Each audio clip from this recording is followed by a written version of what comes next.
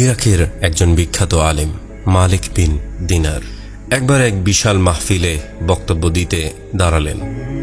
এক শ্রোতা বলে উঠলেন, আপনার বক্তব্য শুরু করার আগে আমাকে একটি প্রশ্নের উত্তর দিন।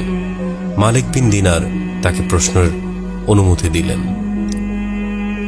বয়স্ক শ্রোতা বললেন, আজ থেকে প্রায় 10 বছর আগে আমি আপনাকে মাতাল অবস্থায় পড়ে থাকতে দেখেছি। আপনি সেই অবস্থা থেকে ফিরে এলেন কিভাবে এবং এই ওয়াজের ময়দানে আপনি কিভাবে এলেন? মালিক বিন দিনার কিছুক্ষণ মাথা নিচু করে রইলেন, তারপর বললেন, ঠিক বলেছেন, আমি সেই ব্যক্তি। শুনুন তাহলে।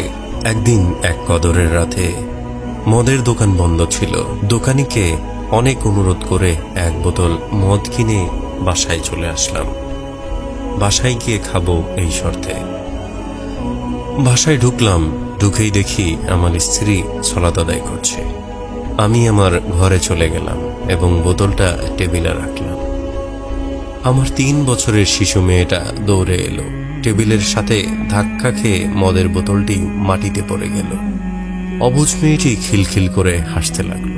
ভাঙা বোতলটি ফেলে দিয়ে আমি ঘুমাতে গেলাম। সে রাতে আর মদ খাওয়া হলো না আমার। পরের বছর আবার লাইলাতুল কদর এলো। আমি আবার মদ নিয়ে বাড়ি এলাম। বোতলটা টেবিলে রাখলাম। হঠাৎ বোতলটার দিকে তাকাতেই কান্নায় বুক ফেটে গেল। 3 মাস আগে আমার শিশু কন্যাটি মারা গিয়েছে। বোতলটি বাইরে ফেলে দিয়ে ঘুমিয়ে পড়লাম। স্বপ্নে দেখেছি এক বিরাট সাপ আমাকে তাড়া করছে। এত বড় সাপ আমি জীবনে কখনোই দেখিনি। আমি ভয়ে দৌড়াচ্ছি। এমন সময় এক দুর্বল বৃদ্ধকে দেখলাম। বৃদ্ধ আমাকে বলল, আমি খুব দুর্বল এবং ক্ষুধার্ত। এই সাপের সাথে আমি পারবো না। তুমি ওই পাহাড়ের ডান দিকে উঠে যাও। পাহাড়ে গিয়ে দেখি দাউ দাউ আগুন জ্বলছে আর আমার পিছনে এগিয়ে আসছে সেই সাপ। বৃদ্ধের কথা মতো ডান দিকে ছুটে গেলাম। দেখলাম সুন্দর একটা বাগান, বাচ্চারা খেলছে। গেটে দারোয়ান দাঁড়িয়ে আছে। দারোয়ান আমাকে বলল, বাচ্চারা দেখো তো এই লোকটিকে, একে সাপটি খেয়ে ফেলবে, নয়তো আগুনে ফেলে দিবে।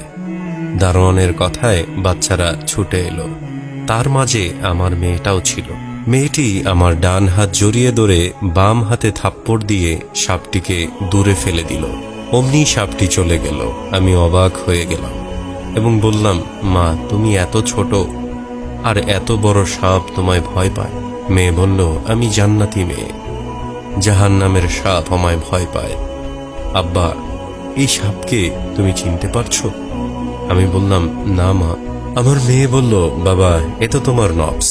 নফসকে তুমি এত বেশি খাবার দিয়েছ যে সে আজ এত বড় এবং এত শক্তিশালী হয়েছে।